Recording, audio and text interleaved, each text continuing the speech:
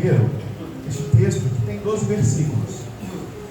Enquanto você abre este texto, ontem nós falamos sobre a igreja que eu quero ser, e mencionamos a passagem de João capítulo 4, e dissemos que a igreja que nós precisamos ser e que nós queremos ser é uma igreja que está no caminho, que não é uma igreja estática, parada em um só lugar, mas que encontra as pessoas à beira do caminho. Também falamos que era uma igreja em que nós possamos falar a verdade para Deus, porque Deus a todos nós acolhe. E dissemos, a partir do exemplo da mulher samaritana, que ocultou de Jesus uma série de coisas que nem por isso Jesus foi pouco gentil. Pelo contrário, ele primeiro ofereceu para ela o que ela precisava, compreendeu e acolheu a sua agressividade, e por fim disse que Deus só queria que ela fosse verdadeira, que ela fosse sincera diante do Senhor.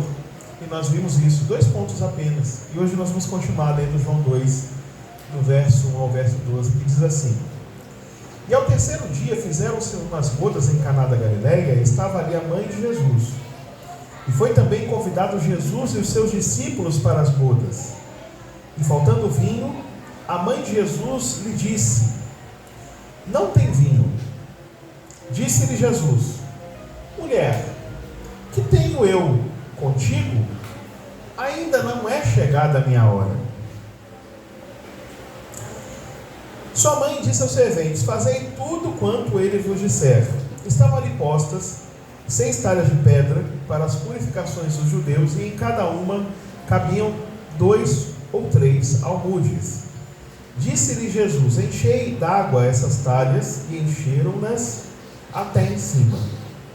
E disse-lhes: Tirai agora e levai ao mestre-sala. E levaram. E logo o mestre-sala provou a água feita vinho, não sabendo de onde viera, se bem que o sabiam os serventes que tinham tirado a água.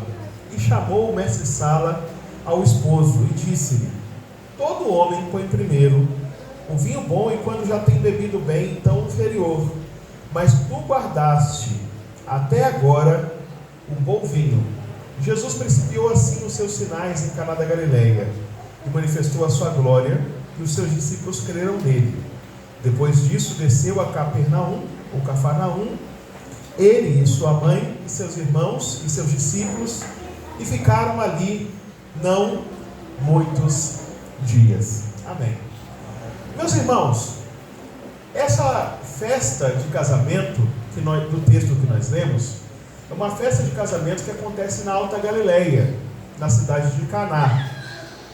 É primeiro importante dizer que Caná é uma palavra que não é uma palavra neutra em língua hebraica ou em língua aramaica. Caná significa vara de medir, significa a medida certa. Caná, portanto, é um lugar conhecido por ser uma região de fronteira na Alta Galileia, em que você tem, nessa região de fronteira, uma série de cuidados que precisam ser tomados com os produtos que chegam ali. Então é preciso ter uma medida para aqueles produtos. E é por isso que quando você escava Caná, você encontra vários artefatos, utensílios que servem para servir de base e de medida para grandes quantidades de produto. Porque sendo a entrada da Alta Galileia, Caná é a entrada da Alta Galileia, aqueles que vão até a capital da Alta Galileia, que se chama Séforis, ou que vai até a cidade um pouco mais distante, que se chama Nazaré, essas pessoas terão o seu vinho ou a sua medida de produtos secos, de cereal, medida naquele espaço. Pois bem, essa cidade, ela fica perto, mas muito perto de Séforis e também de Nazaré, cidade onde Jesus cresceu. E sendo perto de Nazaré e sendo perto de Séforis, e sendo possível de Séforis você ver as duas cidades, sim, é possível você ver a cidade de Nazaré e a cidade de Nazaré e a cidade de Caná de Séforis, que é a capital daquela região, a capital da Alta Galileia. Essa cidade é uma cidade bem perto da terra de Jesus e da mãe de Jesus e da família de Jesus. E Caná, diferente de Séforis, que é uma cidade mais urbana, é uma cidade muito pequenininha. Se você chegasse em Caná e porventura tivesse uma placa em Caná dizendo bem-vindo a Caná, bem-vinda a Caná, com certeza, se tivesse que ter uma placa de despedida, ela seria colocada atrás dizendo boa viagem. Por quê? Porque Caná tinha literalmente umas 3 casas de uma banda direita, umas 2 casas da banda esquerda e acabou. Isso quer dizer que a população de Caná, pegando toda a área de Caná, que é a área rural da cidade, deve ter por volta de 50 pessoas, não mais do que isso. Inclusive as cidades da Galileia são cidades muito pequenas. Quando você fala de cidade, é uma concessão que você faz para aquelas cidades, porque o nome que aparece para essas cidades no Evangelho de Marcos é aldeia. São pequenas aldeias com 50, 60 pessoas no máximo. E como toda cidade pequena, quando você tem uma cidade tão pequena assim, quando você faz um casamento, você não pode simplesmente deixar de convidar uma pessoa. Aqui em Cajazeiras 11, nós estamos em Cajazeiras 11? Aqui, se você for fazer uma festa de casamento e chamar todo mundo, você vai simplesmente falir. Você pode vender sua casa e não vai dar para alimentar todo mundo, né? Você vai entrar em falência na mesma hora. Mas, se você tivesse por acaso, vamos imaginar, você está numa rua mais afastada de Cajazeiras, é uma rua ali que você mora, que todo mundo é uma vila, e aí você resolve não chamar o seu vizinho. Você chama todo mundo mesmo o seu vizinho de parede. Vai ser uma coisa bem constrangedora. Pois bem, então quando você faz uma festa de casamento em uma cidade pequena, ainda mais os costumes dos judeus, que o casamento não é só casar. Casar é você dizer para toda a comunidade que você vai dar sua contribuição. Porque você vai poder plantar, sim, plantar e colher, como é pouca gente, não é uma coisa que quem faz é apenas aquela família que tem a terra. Não, a terra é uma terra da cidade e todo mundo vai plantar e vai colher e todo mundo vai participar daquela colheita. Então todo mundo participa da coisa difícil, todo mundo participa da coisa fácil, logo no casamento todo mundo tem que participar. Então nesse casamento, como eu estava dizendo, o noivo e uma noiva precisam provar que eles são capazes de fazer com que aquele monte de gente, que são 50 pessoas, 60 pessoas, essas pessoas elas vão ser sustentadas durante o tempo de uma festa de casamento de um judeu. Judeus faziam festa de casamento que durava uma semana. Isso quer dizer que durante uma semana a pessoa não vai para a vinha, a pessoa não vai plantar trigo, a pessoa não vai colher azeitonas. Durante uma semana a pessoa vai ficar restrita a esse contexto, que é o contexto de fazer o quê? De trabalhar. Não, de ficar ali apenas participando enquanto outras pessoas trabalham, que são os que vão servir a festa, que são contratados para isso.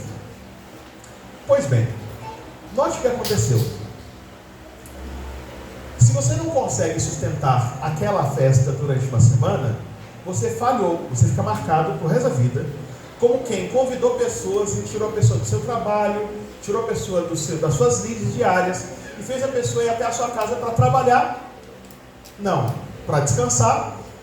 E no meio da semana, quando acabou o vinho, acabou o pão, a pessoa vai ter que voltar para o seu trabalho. E como eles ganham por dia de salário, eles são diaristas, eles são jornaleiros, simplesmente essa pessoa vai ter prejudicado aquela pessoa que tinha sido convidada para a festa de casamento. Então entenda uma coisa: se você chama uma pessoa para uma festa que dura uma semana, você tem que ter provisões para uma semana. E com certeza eles tinham provisões para uma semana. Porém o noivo teve uma ideia. Qual foi a ideia do noivo? Tem uma pessoa aqui da cidade vizinha, que é a cidade de Caná, é muito minha amiga, o nome dela é Maria, eu vou chamar Maria. Aí Maria fala: meu filho primogênito, Jesus, que ela tinha outros filhos, ele pode ir também? Aí o noivo fala assim: claro, pode. Só que ela tem filhas e tem filhos. Então faz a conta, a festa é para 50. Aí vai Maria, mais os irmãos de Jesus, ele tem irmãos e irmãs. Vamos colocar que ele tem mais 5 irmãos. 1 mais 5 dá 6. Aí vai Jesus também. 6 mais 1, 7. Aí os discípulos também são convidados por Jesus. Quantos discípulos são, pelo menos? 12 mais 7 dá 19. Pedro tem sogra. Quer dizer que Pedro tem esposa e Pedro tem filho. Filho eu não sei, mas com certeza tem esposa e tem sogra. Então vamos colocar que cada discípulo tinha uma esposa e uma sogra, né? Tem gente que diz que Pedro negou Jesus 3 vezes porque Jesus curou a sogra dele. Tem gente que diz isso, né? Eu acho uma maldade que Jesus fala um negócio desse, tá? ter língua de Jesus 3 vezes, porque Jesus curou a sogra. Não, sogra é coisa boa, sogra é benção. Então vamos colocar 24 pelo menos, talvez 36. 36 mais os, vamos colocar, os 9 que eu coloquei, dá quanto? 19. Não, 19, mas eu voltei para a conta, porque eu coloquei 12 discípulos, mais 12 sogras, mais 12 esposas, dá 36 mais 9 dá 45 pessoas. A festa foi feita para 50 e tinha 45. O que vai acontecer com o vinho?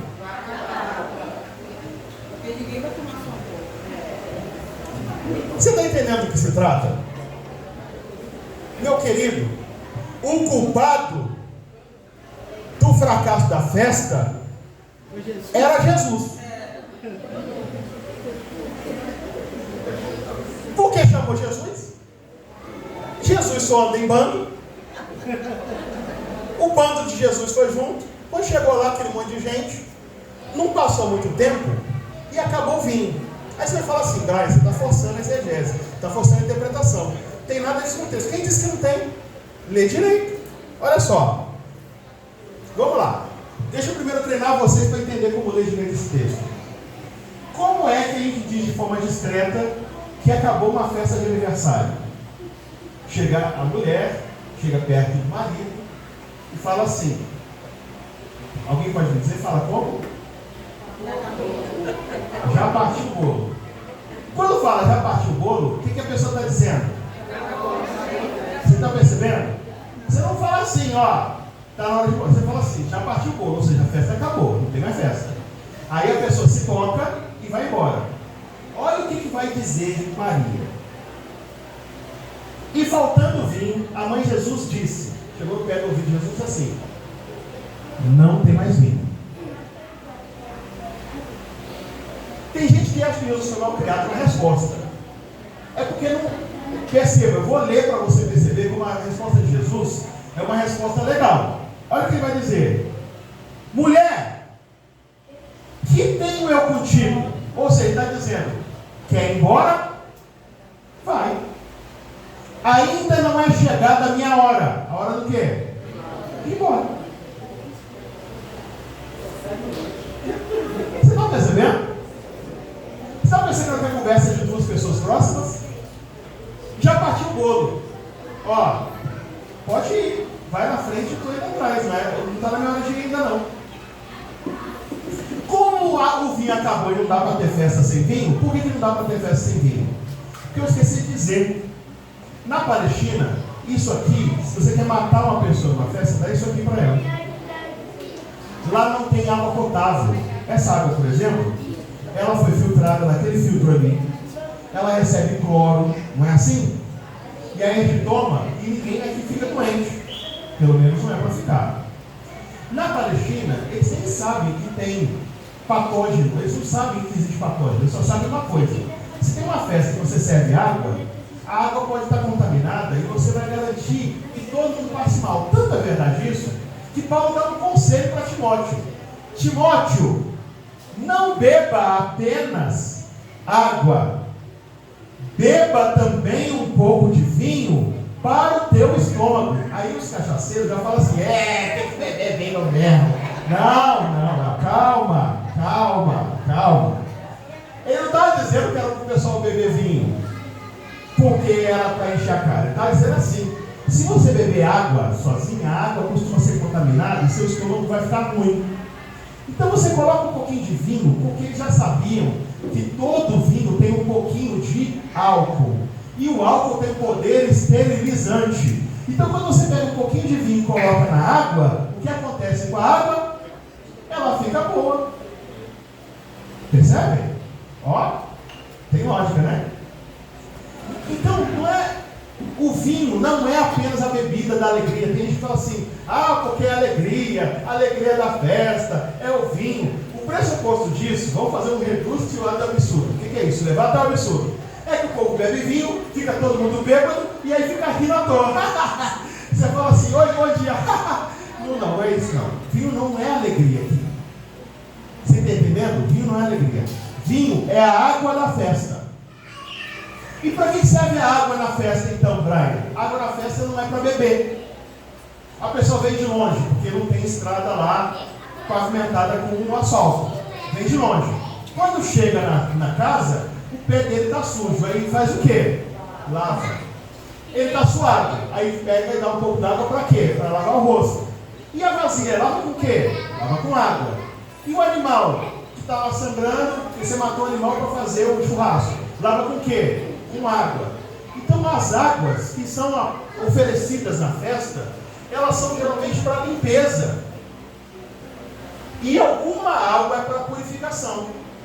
Porque o judeu não come sem antes lavar suas mãos. Mas essa água também é para lavar a mão suja. Estão entendendo?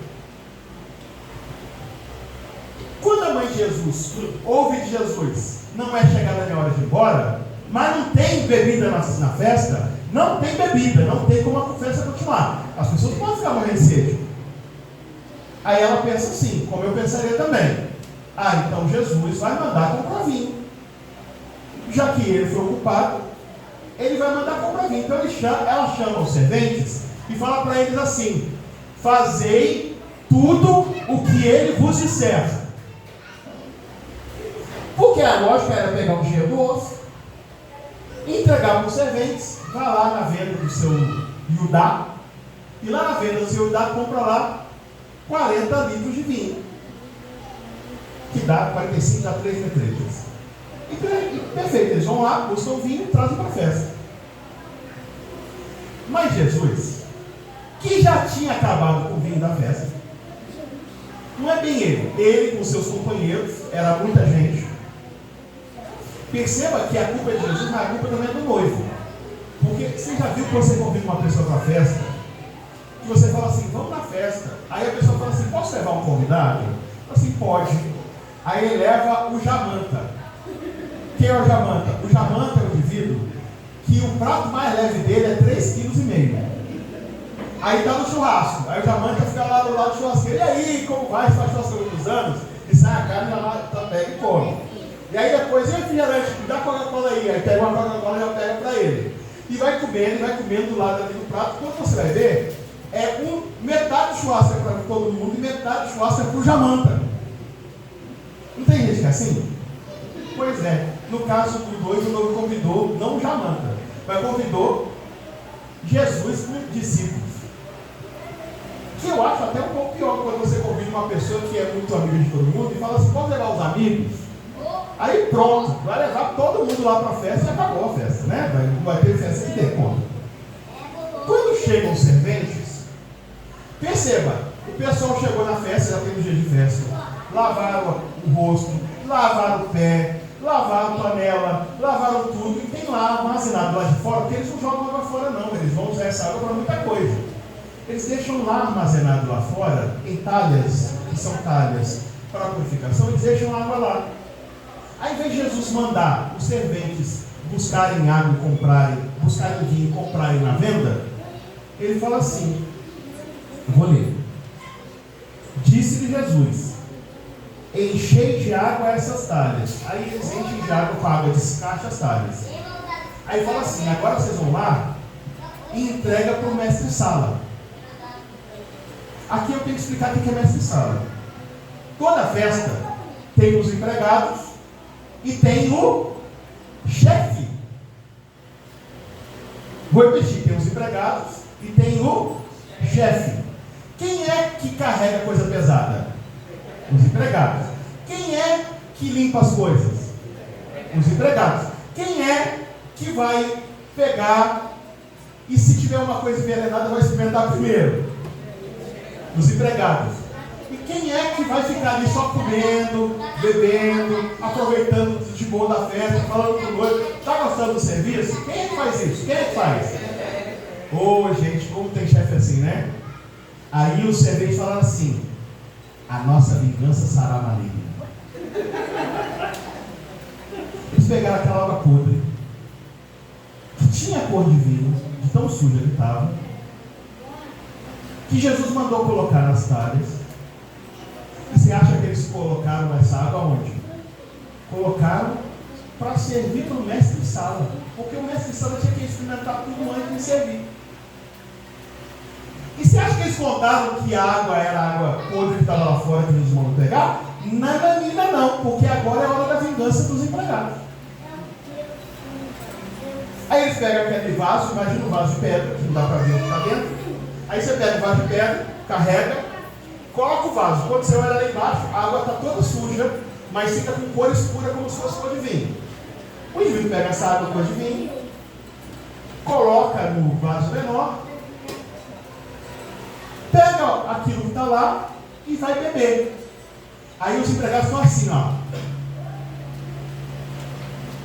E o chefe está assim, ó. E os empregados estão assim, ó. E o chefe está assim, ó. Aí quando o chefe faz assim, ó, não tem copo transparente igual tem aqui não, tá? Lá só tem, lá eles usam vasos de pedra ou de cerâmica, mas os judeus usam vasos de pedra. Quando ele bebe, o texto tem suspense, porque não diz assim, tá bom ou tá ruim. O que é isso, cospe? Não. Porque ele podia dizer assim, ó, o vinho tá bom, que é o que a gente já leu, ele já sabe. Mas ele fala assim, ó, olha como tem suspense. Diz assim, todo homem, e tá lá os empregados, esperando, porque todo mundo vai ser botado para correr. Todo homem, os empregados. Põe primeiro o vinho bom e os empregados. E quando já beberam bem, aí os empregados. Servem o inferior e os empregados, esperando. Aí eles falam assim, mas tu guardaste até agora o bom vinho, os empregados. Deu ruim. Porque a água que não servia para nada virou vinho. Porque a água, vou repetir, a água que não servia para nada virou vinho, gente. Quando a gente chama Jesus para algum lugar, quem foi que disse que tudo fica bem na hora? Fica não. Fica não. Você pensa que as pessoas vão dizer assim, ah, que bom, agora você é uma boa pessoa, porque você está com Jesus? Não. A pessoa te oprime, a pessoa não te entende, a pessoa te persegue, você começa a passar aperto financeiro, dificuldade, luta. Os seus vizinhos dizem assim, para que virou crente para piorar? A vida está pior. E aí você fica pensando, por que afinal de contas eu chamei Jesus para entrar na minha vida? Perceba que o nosso tema é a igreja que eu quero ser. Qual é o nosso tema? Qual é o nosso tema? A igreja que eu quero ser. Mas eu tenho certeza que você não quer ser mal sucedido. O Jesus poderoso, pregado é o Jesus que você está doente, faz uma oração e cura na hora. Que você está sem dinheiro, de repente você é empresário e anda de Mercedes. É o Jesus que você está querendo um relacionamento que se sente sozinho ou sozinha, e de repente aparece um Dom Juan. E aí você, que fica assistindo na TV os testemunhos sobre Jesus, quando chega a sua vez, o Dom Juan é um sapo, a casa que você ganha um boleto do tamanho de uma casa, e a cura que você recebe é o diagnóstico que a doença piorou. Aí você pergunta assim, mas para que eu chamei Jesus para a vida? Esse texto é para dizer que mesmo que você não queira, a igreja que você precisa ser e tem que querer ser, é a igreja da experiência com Deus. Porque Deus não é alguém que é só um quebra-galho para ficar resolvendo os nossos problemas e satisfazendo os nossos desejos. Não é para isso que Ele se assenhorou da nossa vida.